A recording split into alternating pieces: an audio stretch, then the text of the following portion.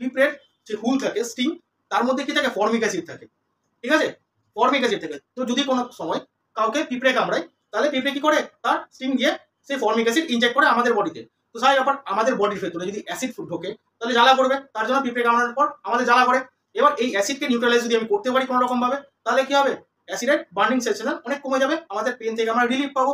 তার জন্য কি হয়, যদি পিঁপড়ে কামড়ায় আমরা কি করি, আমরা সেই জায়গায় সোডা দিয়ে, যে বেকিং সোডা যেটাকে বলে, বেকিং সোডা দিয়ে বেকিং সোডা সলিউশন করে আমরা সেটাকে ওখানে অ্যাপ্লাই করি, দিয়ে আমাদের অনেক রিলিফ হয়। বা দেখবে বয়স্ক লোকরা, মা ঠাকুমারা কি করে, চুন লাগাতে বলে, চুনও সেম জিনিস, চুনের মধ্যে কি থাকে, ক্যালসিয়াম হাইড্রোক্সাইড, এটাও বেশ আলটিমেট বেশ। তাহলে রিয়াকশনটা কেমন হয়, যে একটু ভালো করে দেখি, যদি আমাদেরকে কোনো পিঁপড়ে কামড়ায়, পিঁপড়ের মধ্যে কি থাকে, ফর্মিক অ্যাসিড, ফর্মিক অ্যাসিড কেমন দেখতে, তাহলে রিয়াকশনে কি হবে এখানে,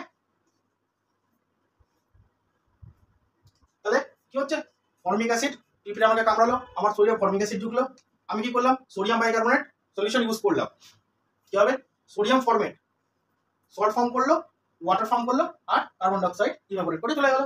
তাহলে এটা হচ্ছে নিউট্রাল, তাহলে আমার পেন অনেক আমার রিলিফ হবে। এটা আমার চুন, যেটা ক্যালসিয়াম হাইড্রোক্সাইড, ক্যালসিয়াম হাইড্রোক্সাইড আমি যদি অ্যাপ্লাই করলাম পিঁপড়ের কামড়ে, এটা ফর্মিক অ্যাসিড, তার সাথে তাহলে কি হবে, ক্যালসিয়াম ফর্মেট তৈরি করছে আর ওয়াটার ফর্ম করে। এই জন্যই বাড়ির বড়রা যদি আমাদের পোকামাকড় কামড়ায়, তাহলে কি বলে, সেখানে চুন দিয়ে দেয়, তাহলে তাড়াতাড়ি জ্বালা পোড়া কমে যাবে। সব থেকে বেস্ট। বুঝতে পারলে নিউট্রালাইজেশন রিঅ্যাকশনস আমাদের ডে টু ডে লাইফে কেমন করে কাজ করে।